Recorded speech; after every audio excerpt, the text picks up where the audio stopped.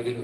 అంతే ప్రియులారా, ఎంత ఆనందం అంటే ఆనందము ప్రభు నా కొసగెను, నా జీవితమే మారెను.